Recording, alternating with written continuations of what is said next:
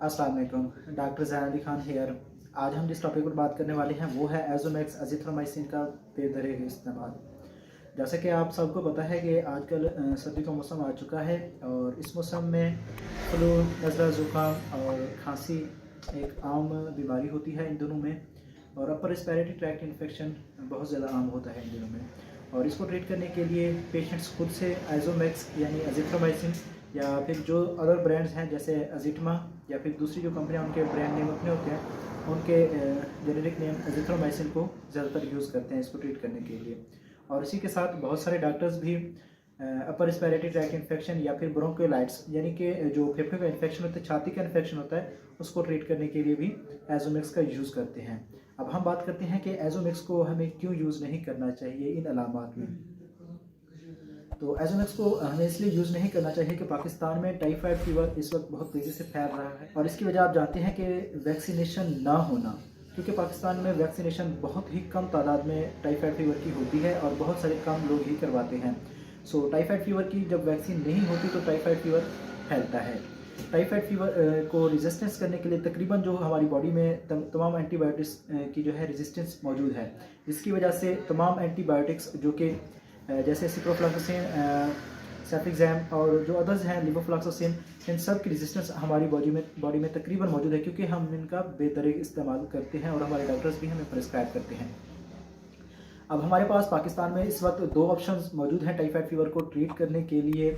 एक तो एजोमैक्स अज़िथ्रोमाइसिन और दूसरा मेरोपिनम।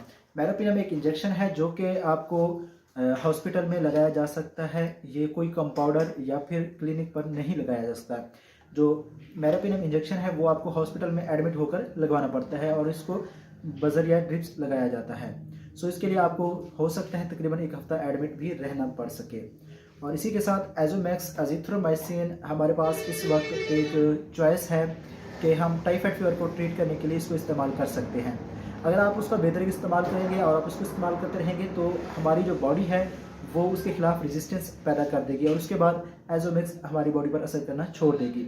सो हमें एजोमैक्स का यूज़ बहुत कम करना चाहिए। जो अदर एंटीबायोटिक्स हैं, जैसा कि अगर 4 साल से कम उम्र का बच्चा है सो उसको अगर अपर रेस्पिरेटरी ट्रैक्ट इन्फेक्शन या फिर अपना चेस्ट इन्फेक्शन या छाती का इन्फेक्शन है या नमूनिया है तो उसको ट्रीट करने के लिए हमें को अमॉक्सिक्लियर की तरफ जाना चाहिए, जैसे कि ऑगमेंटन या फिर कैलामॉक्स वगैरह।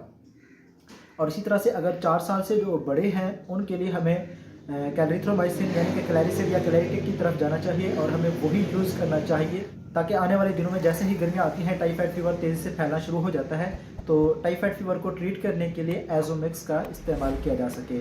अगर आप ऐसी कंडीशन से बचना चाहते हैं कि जिसमें आपको हॉस्पिटल में एडमिट रहना पड़े यानी कि मेरोपिनम इंजेक्शन लगवाना पड़े तो फिर आपको एजोमैक्स का इस्तेमाल कम करना चाहिए। तो ये थी हमारी आज की इन्फॉर्मेशन अबाउट एजोमैक्स के हमें क्यों यूज़ नहीं करना चाहिए। उम्मीद करते हैं कि आपको ये वीडियो अच्छी लगी होगी। अगर आपको ये इन्फॉर्मेटिव वीडियो अच्छी लगी है तो हमारे चैनल को सब्सक्राइब कर लें और बेल आइकन प्रेस करना ना भूलें ताकि मज़ीद इन्फॉर्मेटिव वीडियोज़ आप तक बआसानी पहुँच सकें।